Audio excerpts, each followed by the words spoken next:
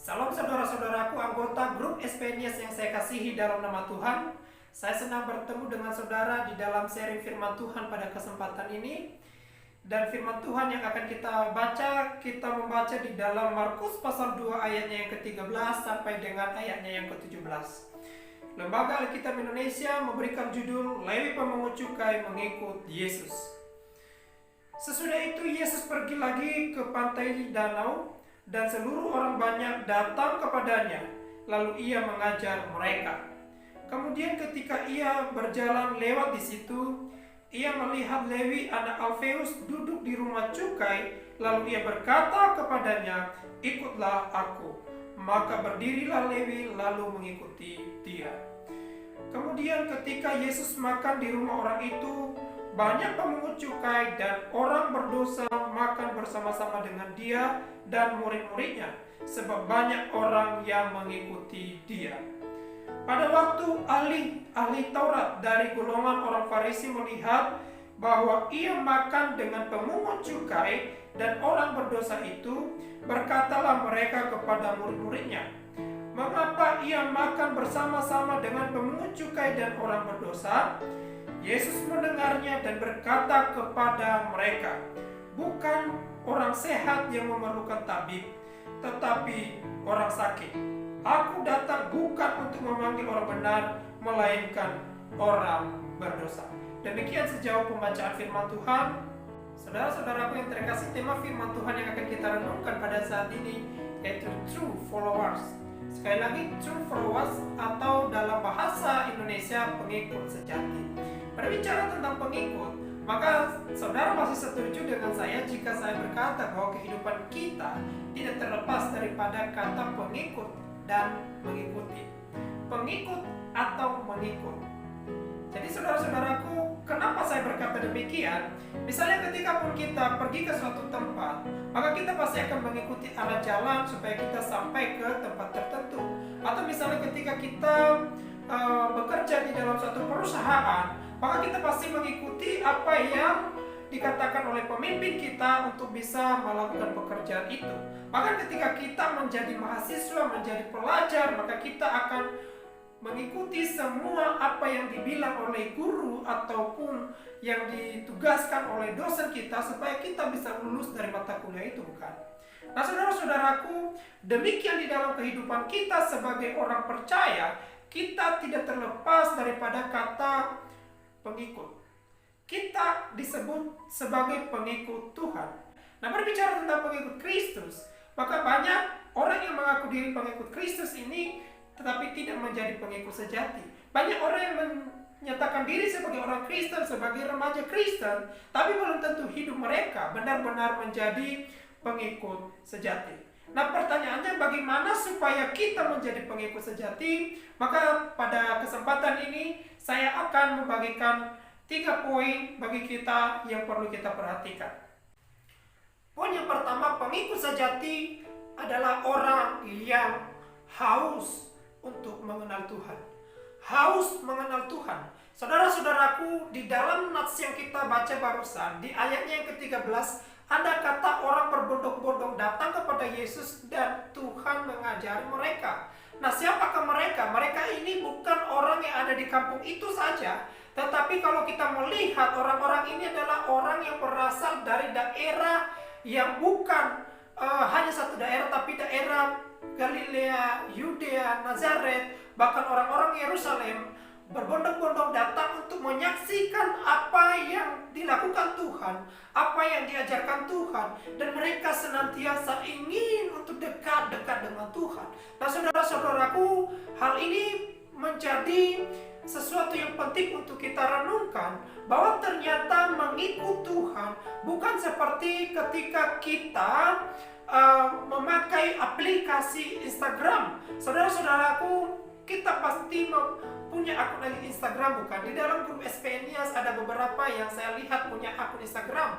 Dan pasti ketika kita menggunakan akun Instagram, kita banyak follow orang. Apalagi yang punya idola, tokoh-tokoh idola yang dikagumi. Bisa saja itu pemain bola, Ronaldo, Messi. Bisa saja itu para selebriti, Agnes Monica, dan yang lain-lain. Maka ketika kita melihat ada akunnya Agnes Monica di Instagram, maka kita pasti follow. Pertanyaannya, apakah ketika kita follow itu kita menginginkan ada satu hubungan atau interaksi yang mendalam atau relasi yang mendalam antara kita dengan dia? Apakah kita menginginkan ada suatu kehausan supaya kita mengenal kehidupan keluarganya dan segala macam dan serupa dengan dia? Pasti tidak. Kita hanya mau follow dan kita hanya kepo apa kegiatannya, aktivitasnya, dan kita tidak peduli dia anak siapa dan dia asli dari mana dan ayah ibunya siapa, suaminya siapa, anaknya siapa. Enggak. Tapi yang penting kita memfollow dia dan kita hanya kepo melihat aktivitasnya, bukan melihat kecantikannya saja. Nah, mengikut Tuhan, menjadi pengikut sejati bukan seperti memakai aplikasi Instagram, tapi di sini kita belajar bahwa mengikut Tuhan berbicara tentang bagaimana rasa haus itu mengalir seperti air, seperti sungai dari dalam hati kita atau dari hati yang paling dalam untuk mengenal Tuhan, membangun hubungan relasi dengan Tuhan, relasi yang lebih intim dengan Tuhan, dan juga mendengar pengajaran-pengajaran yang Tuhan ajarkan untuk kita lakukan. Jadi bicara tentang pengikut di sini di poin pertama ini bukan hanya asal kita mengikut saja, bukan hanya saja kita melihat dia, tetapi ada satu kerinduan yang mendalam yang keluar dari dalam hati kita. Nah, saudara-saudaraku, bagaimana kita bisa mewujudkan kerinduan itu? Yaitu dengan kita memiliki kerinduan membaca firman Tuhan, berdoa, beribadah, mendengarkan khotbah-khotbah, renungan-renungan. Saudara-saudaraku, tidak semua orang seperti yang ada di grup ini. Ada orang yang memang suka mendengar firman Tuhan dan ada juga orang yang tidak peduli amat dengan firman Tuhan. Padahal firman Tuhan membuat kita untuk semakin mengenal Tuhan, membuat kita untuk semakin memiliki relasi dengan Tuhan, membuat kita untuk bisa mengetahui apa yang dikatakan Tuhan untuk kita lakukan. Saudara-saudaraku, sekali lagi, bahwa mengikut Tuhan harus benar-benar ada satu air yang mengalir, yaitu rasa haus yang merupakan kerinduan kita untuk mengenal, memiliki relasi, dan memahami kehendak Tuhan. Saudara-saudaraku yang terkasih, poin yang kedua, yaitu pengikut sejati adalah seorang yang menyerahkan hidupnya sepenuhnya kepada Tuhan, hidupnya secara total kepada Tuhan. Kita melihat di sini ada seorang Lewi yang bertemu dengan Tuhan Yesus, di mana dia adalah seorang pemungut cukai, tapi di nats yang lain dia bukan hanya pemungut cukai yang biasa, tetapi dia dikatakan kepala pemungut cukai. Kalau kita melihat dari namanya, Lewi ini sebenarnya adalah seorang yang harus bekerja di dalam bait Allah, menjadi imam. Inilah keturunan Lewi. Tetapi kita melihat kebalikan yang terjadi pada saat Yesus bertemu dengan Lewi ini. Justru dia lebih memilih untuk menjadi pemungut cukai. Nah, pemungut cukai ini suatu jabatan yang sangat diidam-idamkan atau diperebutkan. Bahkan jabatan ini dibeli dari orang-orang Romawi. Karena kenapa? Yang namanya pemungut cukai, apalagi di sini dikatakan kepala pemungut cukai, uangnya banyak. Karena mereka memungut pajak dari masyarakat dengan melebih-lebihkan, sehingga kelebihannya menjadi bagian mereka. Nah, saudara-saudaraku, Lewi di sini sudah berada di dalam zona nyaman secara dunia, tetapi ketika Tuhan memanggilnya, justru dia meninggalkan zona nyaman itu. Dia pergi mengikut Tuhan, dia pergi menyerahkan diri kepada Tuhan, dia pergi untuk terlibat di dalam pelayanan bersama-sama dengan Tuhan. Nah, saudara-saudaraku, ini menjadi penting untuk kita renungkan bagaimana dengan kehidupan kita. Jadi di sini kadang kita hanya mengikut Tuhan itu karena kita ada maunya. Justru banyak yang mengikut Tuhan pada saat ini karena sebelumnya hidupnya susah, sebelum hidupnya kanker atau kantung kering, kemudian dia datang ke gereja meminta kepada Tuhan supaya Tuhan memberi berkat kepada dia. Nah, ini keliru. Kita belajar di sini. Justru yang dilakukan oleh Lewi adalah kebalikan. Dia punya harta dunia, dia punya banyak uang, tetapi dia meninggalkan itu semua, dia mengikut Tuhan. Maka hal ini yang harus kita lakukan sebagai anak-anak Tuhan, khususnya pemuda SPNIAS, adalah hidup kita selalu kita serahkan sepenuhnya kepada Tuhan. Bagaimana kita bisa menyerahkan hidup kita untuk terlibat melayani bersama-sama dengan Tuhan, untuk melayani Tuhan? Bagaimana kita memberikan hidup kita secara total untuk melayani Tuhan? Apakah kita harus jadi pendeta? Tidak. Apakah kita harus berbicara di atas mimbar? Tidak. Tapi apapun profesi kita, apapun yang kita kerjakan, apapun yang kita lakukan, kalau kita melakukan semuanya itu untuk kemuliaan bagi nama Tuhan, maka kita sudah melayani Tuhan. Kalau kita melakukan semuanya itu bukan untuk diri kita sendiri, memenuhi ego kita, memenuhi keinginan daging kita, tapi memberikan atau melakukan itu untuk kemuliaan Tuhan, maka kita sudah melayani Tuhan. Saudara-saudaraku, selain memiliki kehausan untuk mengenal Tuhan dan menyerahkan diri secara total kepada Tuhan, maka pengikut sejati di poin yang ketiga ini adalah seorang yang memberi kebebasan kepada Tuhan untuk memimpin hidupnya. Sekali lagi, seorang yang memberi kebebasan kepada Tuhan untuk memimpin hidupnya. Jadi saudara-saudaraku, di dalam nats yang kita baca ini, khususnya di ayatnya yang ke-16, kita melihat ada tokoh yang berbeda dari tokoh-tokoh lainnya yang disebutkan di sini, di mana mereka adalah ahli Taurat dari golongan Farisi. Nah, kalau kita melihat dari jabatan mereka ini, ternyata mereka ini adalah orang-orang yang ahli di bidang agama, ahli di bidang kitab suci. Tetapi apa yang mereka lakukan di dalam nats yang kita baca ini, justru mereka ini memberikan kritikan keras kepada Tuhan. Kritikan keras ketika Tuhan makan duduk bersama dengan pemungut cukai dan orang berdosa. Nah, saudara-saudaraku, ternyata apa yang sedang dilakukan oleh orang-orang Farisi, kalau kita merenungkan, mereka sedang tidak mau mengikuti apa yang dilakukan oleh Tuhan. Tidak suka dengan apa yang sedang dikerjakan oleh Tuhan pada saat itu.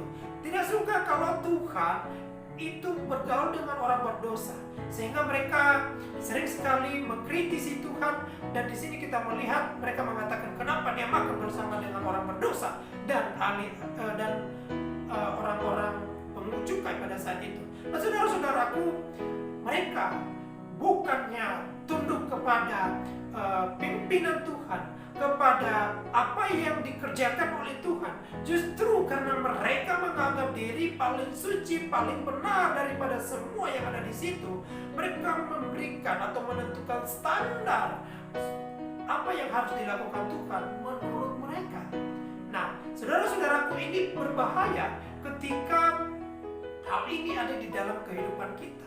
Hal ini sama dengan ketika kita menggunakan aplikasi GPS atau Waze, di mana ketika kita pergi ke suatu tempat, bukan Waze atau aplikasi GPS yang menentukan tujuan kita, tapi kita. Nah, itu sangat berbahayanya ketika kita menjadikan Tuhan sebagai aplikasi GPS kita, maka kita akan keliru, seperti yang dilakukan oleh ahli-ahli Taurat ini. Nah, saudara-saudaraku, Tuhan bukan GPS kita, Tuhan bukan jonosnya kita, bukan pesuruhnya kita, di mana kita mengikuti Tuhan dan kita memaksa Tuhan untuk mengikuti apa yang kita mau. Tetapi sebagai pengikut sejati, sebagai anak-anak Tuhan, hendaklah kita memberi kebebasan kepada Tuhan untuk memimpin hidup kita, untuk mengarahkan hidup kita, untuk memberikan kita pekerjaan tugas yang seturut dengan kehendaknya Tuhan. Walaupun dalam catatan kadang-kadang apa yang disuruh Tuhan itu tidak sesuai dengan keinginan kita, bertentangan dengan apa yang kita mau, saudara-saudaraku. Tetapi di sini kita harus benar-benar memberikan diri kita di bawah otoritasnya Tuhan, di bawah kuasanya Tuhan. Jangan sampai kita melampaui Tuhan di dalam hidup ini. Karena kalau kita melampaui Tuhan, maka kita tidak lagi menjadikan Tuhan sebagai Tuhan yang selayaknya kita tunduk, kita sembah, tetapi menjadikan Tuhan sebagai pesuruh kita, sebagai budak kita. Nah, ini sudah keliru. Ketika kita melakukan ini, maka kita sudah salah total, saudara-saudaraku. Jadi menjadi pengikut sejati adalah ketika kita memberikan hidup kita sepenuhnya dipimpin oleh Tuhan. Ketika kita memberikan hidup kita selalu untuk diarahkan oleh Tuhan, untuk diajar oleh Tuhan, untuk dibentuk oleh Tuhan. Bukan kita memilih Tuhan mau buat apa di dalam kehidupan kita. Sekali lagi, bukan kita memilih atau menentukan apa yang Tuhan perbuat dalam hidup kita, tapi adalah kita tunduk di bawah otoritasnya Tuhan. Karena kenapa? Banyak orang-orang pada saat ini mau mengikut Tuhan, tapi tidak mau dipimpin oleh Tuhan. Mau menjadi orang Kristen, tetapi tidak mau diarahkan oleh Tuhan. Mau disebut sebagai orang-orang yang saleh di dalam beribadah, orang-orang yang bekerja di dalam melayani Tuhan, yang pelayanan, tapi sebenarnya hidup mereka tidak mau dipimpin oleh Tuhan. Nah, ketika hidup saya dan saudara seperti ini, maka ini adalah sesuatu kekeliruan. Banyak juga orang-orang yang membuat Tuhan menjadi pesuruh mereka. Mereka mau ikut Tuhan supaya mereka dapat mobil. Mereka mau mengikut Tuhan supaya mereka dapat harta. Mereka mau mengikut Tuhan supaya Tuhan memberikan mereka jodoh. Nah, itu sudah keliru karena fokusnya sudah berubah. Harusnya Tuhan yang menjadi fokus. Tetapi di dalam hal ini, orang-orang seperti ini atau ketika kita melakukan ini, maka kita hanya memperalat Tuhan. Fokus kita adalah barang atau orang tertentu, tetapi memperalat Tuhan untuk memperolehnya. Jadi saudara-saudaraku, jangan kita menjadikan Tuhan hanya sebagai sarana, hanya memperalat Tuhan, tetapi hendaklah kita senantiasa tunduk di bawah otoritasnya Tuhan. Tuhan mengarahkan kita melalui Roh Kudusnya, maka kita akan semakin bertumbuh di dalam Tuhan dan kita benar-benar menjadi pengikut Tuhan, yaitu pengikut sejati. Jadi saudara-saudaraku, pengikut sejati pertama adalah seorang yang memiliki rasa haus yang mendalam terhadap pengenalan akan Tuhan, terhadap relasi dengan Tuhan, dan juga terhadap pengajaran Tuhan. Dan kemudian pengikut sejati juga adalah seorang yang menyerahkan diri secara total kepada Tuhan dan juga dipimpin oleh Tuhan. Nah, biarlah kita menjadi pengikut sejati yang dimana hidup kita senantiasa memiliki rasa haus kepada Tuhan dan juga senantiasa menyerahkan diri dan selalu untuk membiarkan Tuhan memimpin hidup kita melalui pertolongan Roh Kudus. Tuhan memberkati kita.